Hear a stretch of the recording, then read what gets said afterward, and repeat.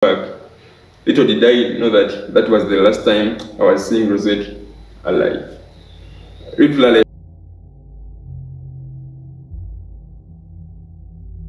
Everybody, how are you doing? Welcome back to the channel. My name is Rachel Agasha. If you've been here before, thank you for tuning in again. If you're new here, thank you for joining us. Now, in today's video, very abrupt video. I never intended for this video, but I was for a conference. By the time you watch this, it will be at once. Yeah, so I'll do just that. As for a conference, and I met these two amazing human beings. Now, for those who stay in Uganda, you know that there was an incident. We lost a young medical student recently. Yeah. Fortunately, I happened to share the same space with Rosette's best friends. Like, these are the guys who spent most of their time with her. I know most of you out there probably knew her, but these guys are like the real deal, you know. So I'm going to let them introduce themselves, and then the conversation will flow. It's going to be a conversation. We're basically getting to know Rosette a little bit more, get to know how she lived her life, her last moments, you know. So yeah, please introduce yourselves. Well, ladies first. Okay. Thank you, Rachel. My name is Rose Awo. In Islamic University in Uganda, I'm pursuing medicine. Nice having you here. Thank you very much, Rachel. My name is Senyojo Rogers. I'm a final year medical student at Busitema University in Uganda. Okay. So, how did you guys know Rosette? Anyone can go first. All right. Personally, I got to know Rosette. I met Rosette 5 years back in 2016. It was around August when we both reported at campus. Where when I met Rosette, I met her as any other normal classmate, but there was something that was different about her. She was someone who was too jolly and too free with everyone. Like, it was just so easy talking to her and creating that friendship with her. So we became friends right away, we connected right away, but we were just normal friends, I should say. And it was around 2018 when I got to work with Rosette on a project, because I had some project that I was spearheading, and when I called for someone to participate, Rosette came up. She told me, Rogers, I would like to work with you. So that's when we became friends and close. We started working together, and since then, up to the day when she passed on, when the Lord called her, we've been so tight. Yes. Me, I met her at high school. That is at Immaculate Heart. That is in Rukunjiri. I was originally at Nalia, SS. Then my father went to work outside. Then he found Immaculate Heart is among the best schools in the West. So I was like, why wouldn't I bring my daughter here? So I transferred there. That is why I met Rosette. Yeah. So I was stranded. Of course, you knew. You don't have notes and all that. And then here is someone who walks in and she's like, hey, how are you? Are you okay? Do you need some notes? Then she starts telling me about the lessons and the teachers, and she really made life easy for me. So I easily adapted high school, and I was able to make it too. Yeah, so till then, we've been friends up to campus. I can say our friendship is now like 8 years, and it has never broken, it had never weakened. Interesting. So, I want to know how your lives were with Rosette in them. Yeah, can we start? All right, thank you. I should say, personally, as Rogers, as Rose, as Rosette's classmates, as Uganda, and as the world, we've lost someone that will never be replaced. Rosette was going to be a wonderful doctor that the world has never seen. Personally, I've never seen someone so ambitious, courageous, and fearless like Rosette. Rosette is someone who really never feared to go for anything. As long as she saw something positive in it, she could just go for it, and she would not mind about any other thing. If she fails, that's okay. That's what she would tell me. If I fail, that's okay. But I want to keep trying. Personally, Rosette has been a very close person to me. We've shared very many memories together. Memories, good memories and bad memories. Like I've told you, in 2018, That's when I became too tight with Rosette. We are working on She Decides project that was being spearheaded by Reproductive Health Uganda, and I was a leader at that time. So we worked together, and Rosette was this person who would never let me sit down if there's work to be done. She would make sure that she pushes me to make sure that we accomplish the work we're supposed to accomplish in the stipulated time. And she would always encourage me, like, to make me a better person. This is funny, because at one point everyone thought I was dating Rosette, and truth be said, we were just connecting naturally. Like, she was my sister. She became my sister. That's how we moved forward. She Decides project ended, other projects came in, and now the projects that came in, she was my leader. And I just liked the way she kept getting me engaged in all the projects that she was being involved in. So that's how we became friends, that's how our life was. Rosette was the custodian of my secrets. She was that person that could that could hold me up whenever I was down.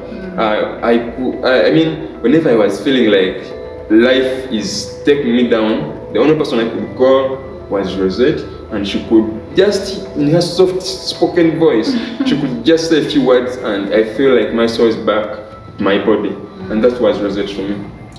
And Rosette's death never left me the same. I've been broken for over I don't know how many days since she passed on. Even today morning I shed some tears. So Rose, you can take it from there. So I can say Rosette was such an amazing lady. She was kind, and the most admired virtue of hers, even her own relatives would talk about, is her being selfless. She is someone who would rather go hungry, but when you have eaten something, that is one special thing she had. You know, many of us first think of ourselves, but her, other people first. Yes, and then she was very hardworking. To an extent, I remember she told me a story at high school. It's like when the father passed on, she was the one now, like the father. So she used to do those roles. Sometimes she would dig to get money to bring home and feed her family. That is how hardworking she is. And then also, she was a strong lady. She was kind. She liked helping people. She was forgiving. And she was very honest. She is someone whom you trust with money. She will never cheat you with even a 50 shilling. So she was literally a very nice person. And one thing I know she wanted to do in this life is to become a very good doctor. So literally she has very nice virtues, like very many. In fact, and she was very friendly. She only visited me at campus for one night, but almost the whole hostel was her friend. She started discussing for people. Like, she was so jolly and lively. She's someone who was easy to talk to. Even at first sight, you would easily become her friend. Yeah. So you see, we've literally lost a very, very important person. So you see, when someone is dead, everyone has nice things to say about them and everything. But you see, there are some people. Personally, I had a very small encounter with Rosette, and it was online. Yeah. But when I learned that she had passed on, like, it hit so hard. Yeah. I thank God. It is something to thank God for. I've not lost so many close relatives, but I can imagine, because for me, the way it felt for me, I did not know Rosette like that much. Not at all, actually. But it hit so hard, and I'm like, oh, okay. So if everyone is saying whatever it is they have to say about her, I feel like she really impacted. And I keep telling the people around me, those people who know me, it's those small things that you do for people that they'll hold on to for a very, very long time. Like, you're gone. It's just those memories that people are going to hold on to. Those memories are going to represent you. So wherever Rose is, want to believe she's in a better place, and her soul is definitely going to mention the rest of this. Now, how were your last days with Rosette? Okay, thank you very much. These are the most sad things to talk about, especially the last days when you're with someone. Because I don't know why in the last days that's when you have the most beautiful memories with the person. Sure. I've been with Rosette for so many years. on my birthday, I remember she's the only one. My birthday is on 27th June. She's the only one who sent me 10,000 shillings on my account. She was like, Rogers, I don't have any money, but just have this, go and eat something. And that's the only gift I received on my birthday. So about 5 weeks back, I've shared this with you before this video, and I'm going to say it even on camera. I had a serious heartbreak. I was jacked. So I was so down. I was so disappointed. I was emotionless. So Rosette realized this, and she asked me, Rogers, what's wrong? You're not yourself. I know you. I was like, no, I'm fine. And then after some time, I had some serious argument with someone online, and she realized that that was not the Rogers that she knows. So she had to really come and ask me what was happening, and I opened up to her because, well, I trusted her. So Rosette talked to me in a way that I had to calm down that very night, and I felt, yeah, life has to move on. And the following day, she came to my room. She was like, Rogers, we are going for swimming. I told Rosette, I've never been to a swimming pool. I don't know how to swim. What do you want me to go and do there? Rosette literally dragged me from my room up to the swimming pool. And, well, yeah, I enjoyed, and we decided to make it a routine every Sunday to be going for swimming. So those past 5 weeks, we kept going for swimming like every weekend, every Sunday. And I should say these were the most beautiful memories, by the way, I've had with Rosette, because we could not just go for swimming, but we could swim, then we finish, we go eat from somewhere, have a very beautiful conversation, discuss about our future. And it's really hurting me that she can't live to fulfill whatever we talked about. The last Sunday that we went to a swimming pool before she went for a vaccine, Rosette told me, Rogers, I don't have any nice pictures, just in case I need them for something. And that's the day when she took the pictures that have been circulating on WhatsApp. I remember I'm the one who called the guy for the photo shoot. He came, he took the pictures, and little did I know that those pictures she was taking at that time were the pictures to be used when we are wishing her to rest in peace. So Rosette took the vaccine. On Wednesday, it was 18th of August, Rosette was in theater because she was rotating in surgery. She just told her friends, let me first go and get my jab, and I come back and join you guys. So Rosette went for a jab, but when she went back, the surgeon realized that she was not fine. So she was told to go and rest. On that very day in the evening, I phoned Rosette when she was going to buy paracetamol. And then I asked her what was wrong, and she told me, I'm having some mild headache and fever. I just want to go and buy some painkillers. Well, I laughed at her and told her, you can buy Panadol, you'll be fine. Because I had received the vaccine the previous day, and I had experienced those mild side effects, but I was feeling better at that moment. Little did I know that it would be different for her, because on Thursday, Rosette posted in a WhatsApp group and called me and was like, Rogers, I'm dying. I'm having headache, I'm having chest pain. I don't know what's happening to me. Bring me some diclofenac. It's kind of stronger than the paracetamol. So I took the diclofenac because I had some in my room. And when I looked at Rosette at that time, she was really in pain. Well, I left her in the room after giving her the medications. I went back to my room. In the morning, on Friday, that was on 20th, I called Rosette and she told me I'm feeling better. So I went to ward. As I was on the wards in the evening, around 5 p.m., a roommate called me and she was like, Rogers, I don't know what's happening to this girl. She's here, she's crying, she can't breathe. So I was like, you bring her to the hospital. I'm in the hospital. So they brought her. I also called my colleagues whom I was working with. They came, we received Rosette. She was really in pain. You could not know that that's the strong Rosette that we know. Rosette was crying, and when we all felt like this was too much. Rosette told me, Rogers, when I was giving birth, I thought this is the worst pain. But the headache I'm having right now, you can't compare it to the labor pains. Well, we tried to give her some initial management, as we called the physician, and the physician admitted her to the private wing of the hospital. When I was discussing with the doctor who admitted her, the doctor thought maybe she is having, they talked about blood clots. So that's the first thing we managed at that time. But Rosette's condition did improve. Rosette, we tested for malaria, it was negative, both a rapid diagnostic test and a blood smear. There was no malaria. we did some investigations, the baseline investigations, and they're all negative. So Rosette was in a situation whereby she was better on painkillers. After 4 hours, the headache comes back. The chest pain reduced, but the headache became too serious. On Sunday 22nd, Rosette told us, actually she told the doctor, because I was there with the doctor, that let me just go and do a brain CT scan. So we escorted her to the hospital. She did a CT scan, and the brain showed that the CT scan showed that the brain was swollen. It was edematous. So the attending physician said, with this condition she's in, she's looking like she's fair and stable, but anything can go wrong. So Mbari Hospital, and I think this is something the government should work on, because Mbari Hospital didn't have enough facilities just in case something goes wrong. There's no ICU, so we decided to refer Rosette to Chirudu Hospital. And when I told Rosette we are going to send you to Chirudu Hospital, she called me and she told me, Rogers, is it that bad that you have to refer me? I told Rosette it's not that bad, but we're just being cautious, just in case anything goes wrong. She told me, Rogers, it is fine. She gave me phone numbers to her relatives. She gave me the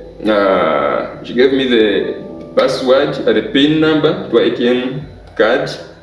For her ATM. I broke down when I saw Rosette going to the ambulance. But she told me, she's the one who told me, she touched me and she was like, Rogers, it's gonna be okay. I'm gonna come back. Little did I know that was the last time I was seeing Rosette alive. Literally, I kept on talking to Rosette, but every time I would talk to her, she would tell me that, Rogers, I'm not getting any better. And the last time I talked to Rosette, it was she went in, the day before she went into coma. I called Rosette, she told me, Rogers, what I've experienced today, I've never had it. I had headache, they gave me the paracetamol they've been giving me, it didn't work. They had to give me IV morphine. Morphine is a strong painkiller. It's the only painkiller that could bring down the headache she was having. When I called her the following day, the phone wasn't going through, and I called the relative and they told me Rosette is in coma. That was the last time I talked to Rosette. Okay, so how were the last days for you with Rosette? Okay. My last days, starting from where we just stopped, the referral, because me I'm this side of Kampala. I actually didn't know she was being referred. Just like I said, she's someone who doesn't like making people she loves worry. So she did not tell me what had happened. She just kept telling me I have headache, I'm badly off. So that day, when she was being referred, I just saw on someone's status and I dropped down. Then I called her and I was like, why didn't you tell me to come? I would have maybe prepared and come to hospital. She's like, no, my brother is coming. So the next morning, I had to go very early to the hospital and at least be there as someone maybe comes in later. So when I reached there, she was so happy, like someone who wasn't sick.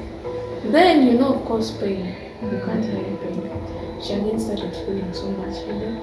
They had to give her painkillers and all that. Then when she calmed down in her pain, I don't know, but she started telling me plans.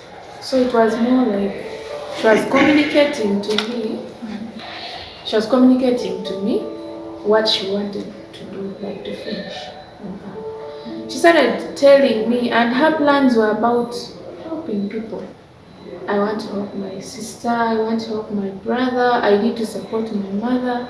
So she had good plans, and her family too. She has an attitude. So I didn't know those were the last days.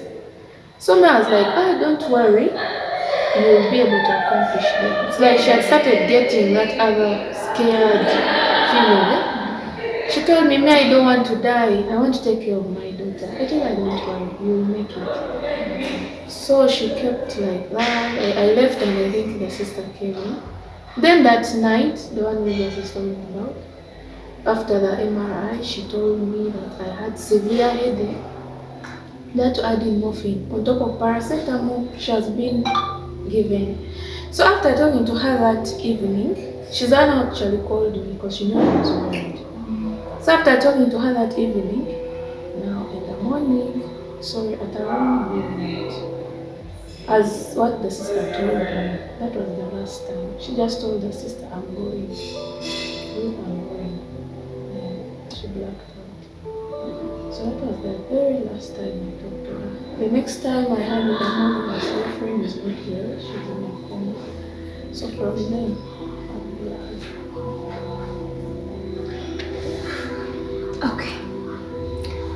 This is really, really emotional, you guys. Like, it's really emotional, and I can imagine how there's so many people out there who knew Rosette personally, felt, or because I mean I didn't know Rosette, but if I feel how I feel, how about people who have shared space with her, people who have talked to her, people who know her, who knew her, So all in all, may Rosette's soul rest in peace. We believe so much she's in a better place. For someone like her, really, she's definitely in a better place. We could do this all day. I don't want to cry. People are already crying.